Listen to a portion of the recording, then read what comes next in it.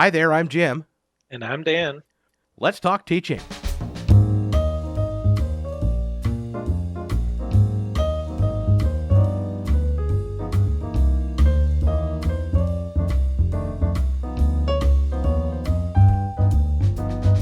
Welcome to Let's Talk Teaching, a podcast from the Center for Teaching, Learning, and Technology here at Illinois State University.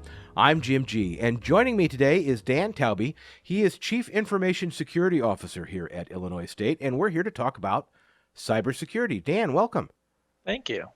So, what is cybersecurity? Maybe we should probably define our terms a little bit. Certainly. So cybersecurity primarily focuses on the protections and processes and people that get involved with using or collecting data of some sort. So information and data is what it's about, but in our systems, in our computers, that's cybersecurity's purpose. Well, and of course, in the middle of, we're recording this in October, which is Cybersecurity Month, and we are in the middle of a global pandemic to boot, so we're all working remotely. So obviously, even though we were so engaged with all of this technology before, it seems like now more than ever. So what are some things that instructors on campus should keep in mind when they're dealing with all of this? The biggest right now, there's two that we would recommend to instructors in particular. One is to consider that as they're working from home, they don't have some of the protections we heavily invest in on campus. And so that's where all our advice on best practices, they should be really practiced at home more than even at the institution. There's a lot we do to protect on campus. And if you're off campus, you're more at risk. The second is be highly, highly critical of the messages you receive through email, by phone, by text, mainly because what we notice is a very big increase in phishing and social engineering attacks this year. They're utilizing the culture shift and the environment we're in to be very effective in their attack. So when you're talking about phishing, that's a term that we hear sometimes, but we may not understand exactly what it means. It has something to do with email. So what is a phishing attack? So phishing is where I'll call them a threat actor, someone that they may be doing it for financial gain, maybe they're just doing it for fun. They reach out to you, they contact you in some method, and they're trying to get you to give up information about yourself. So they're phishing in effect. And that can be your username and password, or it might just be information about you that they'll use in a different way. You know, I get so many email messages, and I know all of our instructors do, and all of us on campus do, really. And it may be inevitable that we click on something that we just out of muscle memory. You know what I mean? Yep. So what happens if I do that? What should I do? So if you accidentally click, you shouldn't feel bad because many people do. In the last year, just people that clicked it and gave up their username and password, there's about 1,000. So in 12 months, 1,000 people did just that. So they're not alone by any means. And that's on a campus of what, 25,000, 30,000 Yes. people? Okay. Yes. And that's pretty consistent with most organizations. It's about that kind of ratio that get compromised. Simple fact of digital life we have. Mm-hmm. The if you should detect and notice that, oh, yes, this looked like it was from someone I knew or was a link to Office 365 and it now looks suspicious to me, immediately contacting us. And there's two ways to do that. If you need a call, you can contact the Technology Support Center, and their information is available at ithelp.illinoisstate.edu. The other is you can email the Information Security Office at abuse@illstu.edu. That email is constantly monitored. You can forward the email you got originally, ask about the things you saw, get kind of confirmation if you're not sure, and we'll handle the cases that way. Well, I appreciate the fact that you explain it so calmly, among other things, because this can be kind of scary a little bit. And I know I've worked with some faculty members, and you've had contact with them too, who have had some issues using Zoom. We're all using this whole new thing for many of us this year. I think it's helpful for people to keep in mind. I think that's a great message that you have, that it does happen once in a while, and that there are steps that we can take to kind of work through it. Yep, it's one that we need to all raise our own awareness and understanding of just how prevalent this is, because they're exploiting our trust in either a name or just the simple fact of the technology. We think that it's been protected by someone else. They're using it, and so I don't blame anyone that gets falls for it. It happens every day.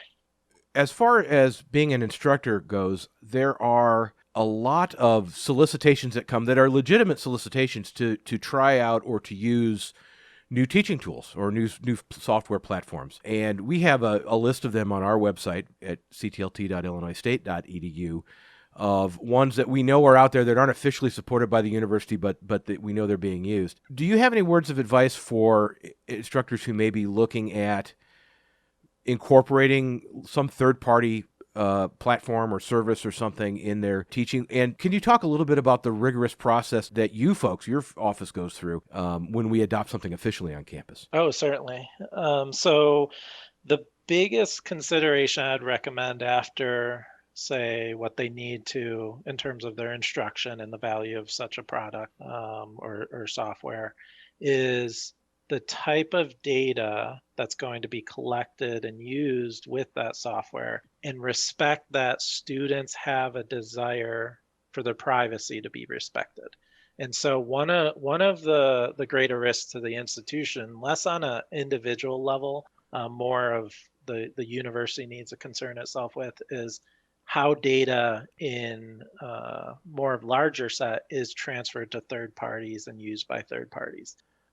There's plenty of cases in just the consumer world where the social media sites we're all familiar with, they might get compromised, or they share their data with another third party and they get compromised. We don't want to play a part in that. So you have to consider, is the company someone I know already? Is it one of these major publishing companies that I know that they probably invest in security and invest in protecting data? Or is it a name I've never seen before? I look up their site, it doesn't really have contact information or where they're from. That's when you want to be careful and consider their promises. Not only for security, but maybe they don't deliver what they're telling you they'll deliver. Beyond that, even if you're not looking to go the full path, you can reach out to us and we'll provide guidance and advice, and we'll do that investigation. So maybe you don't feel comfortable, but you want that consultation, you can reach out to us and we'll do it. So it doesn't require an actual purchase to be made for us to go through it. So it's something that we're facilitators or custodians over data. We need to consider that when we're looking at these other products. If it's something that's local to the computer, data is not being used, there's less need for that type of consideration. But let's say it's one of these tools that either maybe centrally we determined we want to buy it for campus and make it available to everyone because there's enough demand, or even a department says we want to buy it, or college says we want to buy it for everyone in our unit. That's where purchasing is getting involved, but we also get involved to assess what data is getting used, what the privacy policies might be, what are the terms of data ownership when we give data over. Do we still own it, or now do they own it? And we're doing contract reviews, we're doing conversations with the companies themselves on their practices and maybe certifications of compliance. We apply a lot of consideration because of the risks if we didn't do that. So we reference that process as the data usage form, or DUF in short. It gets a lot of negative press because it can take some time. The sooner an instructor gets into that process, the better. So that's where, going back to, you're thinking about it, out to us, engage us. Sure. Well, I knew it was a pretty rigorous and extensive process. The other thing I'll add to that too is that, if instructors find a particular bit of software out there, for example, that they think meets a need that they have in their teaching, they can also contact us over here at CTLT, because there may very well be something that's already being used on campus that does something, if not identically, then similarly, Yes. and has already gone through this extensive process that you're talking about. Exactly, because we do not, we'll consider and maybe make a light reference, but we do not advise on the actual use of the tool and its value and whether or not there's other options. Right. So that's where they should certainly engage CTLT and their own college resources if they have them. And again, we're talking about this in the context of protecting our students as well. So that's one way that faculty members, when they start initiating the process of looking for new technology to use or new software to use, they can do that. But what would you like, from your perspective, what would you like instructors to be telling students about cybersecurity? And what good behaviors would you like instructors to encourage in their students? Number one, it goes back to the phishing attacks we see. And what I would advise every user to do, and if instructors can echo this with the students, the better. Check the links in the emails. Check the sender address as well. Those two things usually evidence when it's not legitimate and it's a risk. In the links, you're usually looking, does it go to an ISU website? Does it go to, Microsoft's OneDrive type locations? Is it going to Google Docs maybe?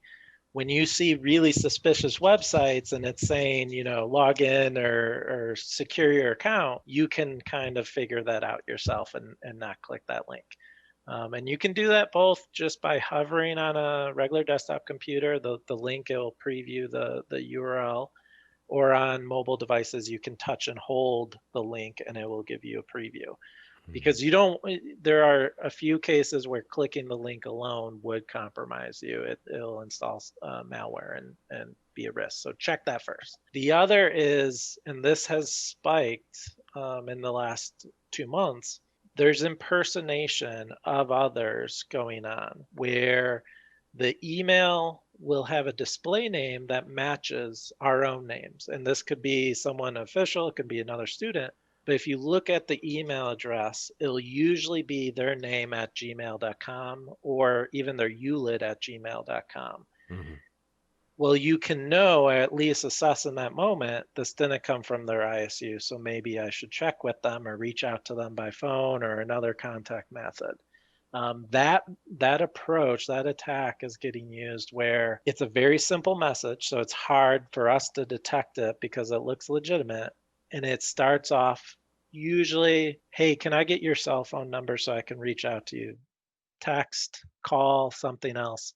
And the long term of that scheme, if it plays out, is they're trying to get you buy gift cards or do Apple Pay to try and transfer money and do something along those lines. Mm-hmm. So if you think every email that you kind of get and have a little suspicion, hover the link, check the sender, that can protect most cases of what we're seeing. So one final question for you. Cybersecurity Month, very important. It's important to raise awareness. I think if there's one message to get out of our conversation today, it's that these routine things that we do, we need to be mindful as we're doing them. Yep. But beyond talking about kind of the season that we're in, this fall semester, for example, or even over the summer as we were kind of transitioning to our new modalities of teaching or whatever you want to call them, what's one thing that you're happy about? What's one thing that you think we've done well on campus in terms of cybersecurity, information technology, or just ISU in general? I think some of the biggest two takeaways I've seen as a positive, because cybersecurity is always a challenge. It's never a convenience for users. It's never just simple and dry what you have to put in place. So it's always a challenge when you enter into it. And this year, despite all the impacts we had, we still introduced new controls, new protections, whether it was with college IT units, faculty and instructors themselves, or within other IT groups centrally for the administrative side. We did things that normally would take many years to implement and accomplish. So what's positive about that is people are communicating, they're sharing, and they're participating. It's not like someone's just Mhm. refusing and objecting to it.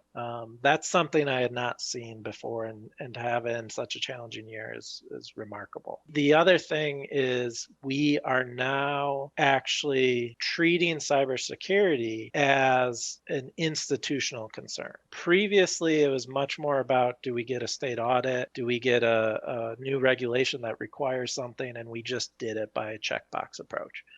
Now people that aren't in any capacity related to cybersecurity are asking the right questions, asking, do I need to be concerned about this? Do I need to consider that? That's new this year that I think kind of shocked me and amazed me.